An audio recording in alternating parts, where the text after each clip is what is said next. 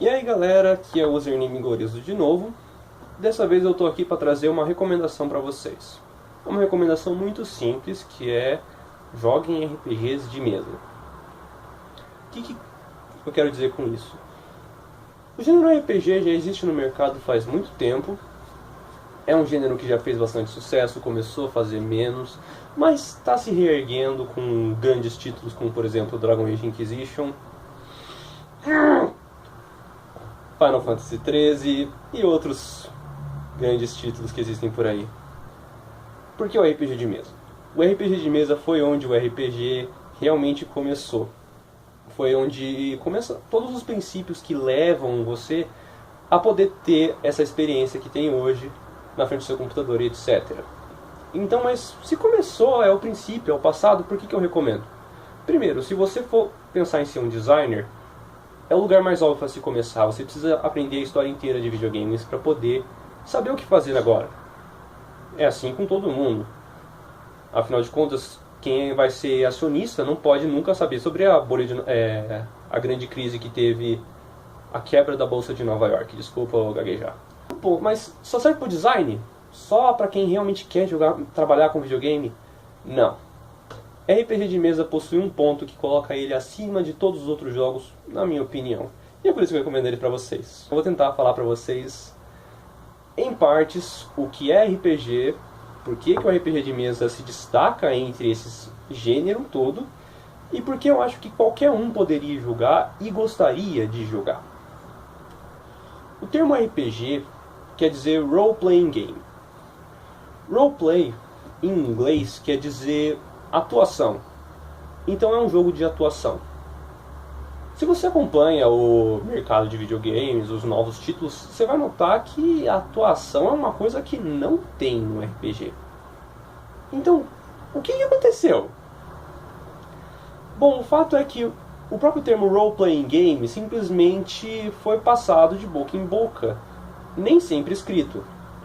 A partir daí começou a surgir outras duas definições, onde role na verdade não tem é uma palavra separada do playing. E aí se torna ou rolamento, idiota, ou função. Contribuindo com isso também teve jogos como, por exemplo, Final Fantasy. O primeiro Final Fantasy era um jogo onde não existia atuação, mas existia muito controle sobre as funções. Você tinha que escolher o que era o seu personagem. Se ele era um guerreiro, se ele era um monge, um ladino, um ninja.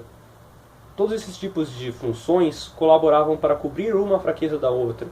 De tal forma com que essa parte de função e jogo se tornou a definição de RPG com o passar do tempo. É muito simples de notar como forte já está essa definição quando você olha, por exemplo, para World of Warcraft. Em World of Warcraft, a sua função não apenas determina o que você faz, mas quem você é na própria comunidade de jogadores. Então, se você é um clérigo, um cara que faz recuperação das pessoas, as pessoas geralmente olham para você com certo respeito, porque ninguém quer fazer isso. E você se sacrificou pelo time. Como deu para notar assim, um pouquinho pela definição meio pequena que eu estou falando, talvez desse para explorar mais, mas eu acho que o ponto já está aí. A parte principal do RPG de mesa, que era a atuação, foi perdida. E é por isso que a gente tem que recomendar para todo mundo, joga um pouco de RPG de mesa. Ok, então é só um jogo sobre atuar. Você simplesmente fala e se mexe, se fantasia. É isso? Sim e não. Um jogo de RPG de mesa trabalha com o seguinte. Existe um sistema de números.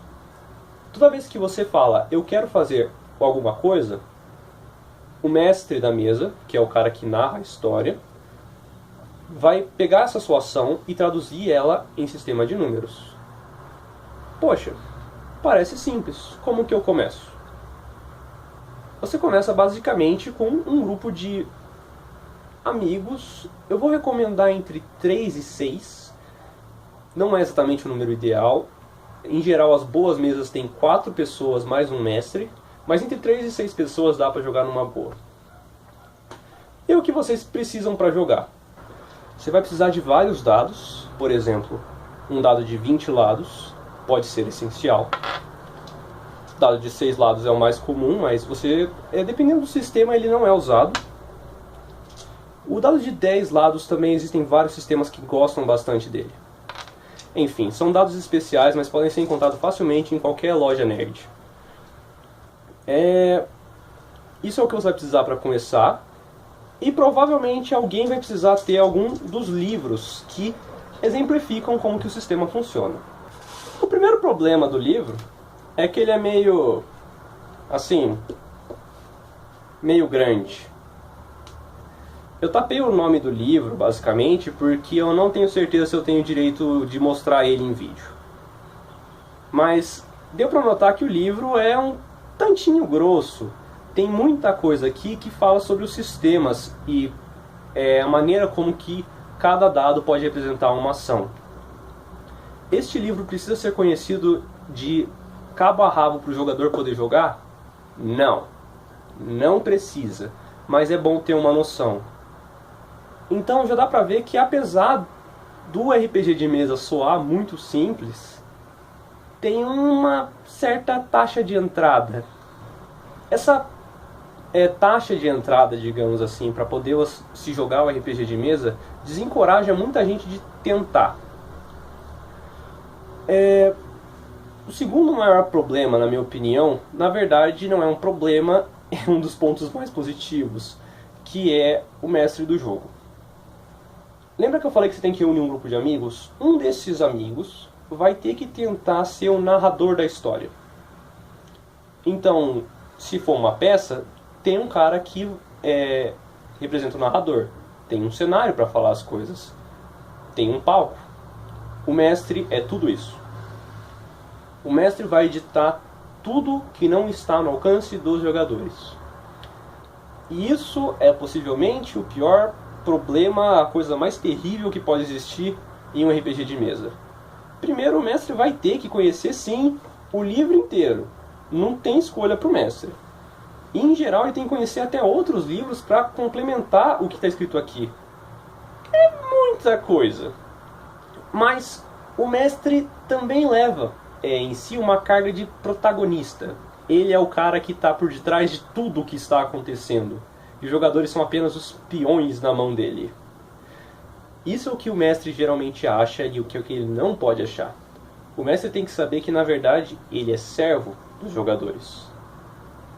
Não servo, ele também é um cara que está jogando, mas o fato é, ele está ali para entreter os jogadores e não para se entreter.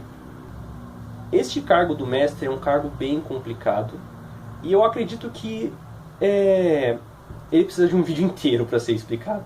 E por isso eu vou deixar para uma parte 2. Mas por hora essa é a minha recomendação, gente. Um jogo onde você pode simplesmente atuar. Você não precisa pegar um controle para jogar. Você não precisa ser novo, não precisa ser velho. É simplesmente fantasiar, imaginar coisas que você quer fazer. Você pode descobrir mais sobre você mesmo, se você estiver, por exemplo, fazendo algum tipo de ação. Enfim, eu esqueci de fazer uma última recomendação. Todo sistema de RPG possui um foco. Existem sistemas que se focam, por exemplo, em combate. Então, se você está afim de pegar um grupo e simplesmente falar, vamos matar dragões, esse é o sistema. Mas alguns outros sistemas, por exemplo, se focam em o que um ser humano faz quando ele é colocado contra a parede.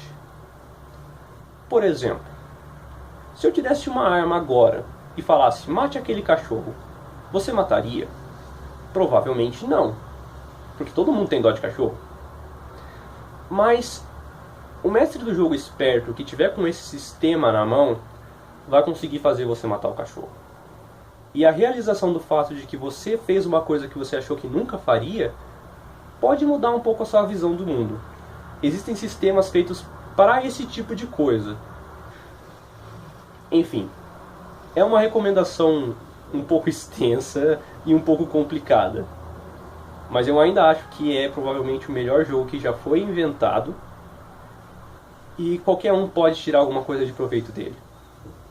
A parte 2 vai falar um pouco sobre o que o mestre faz e eu espero ver qualquer um que tenha assistido esse vídeo aqui na próxima parte.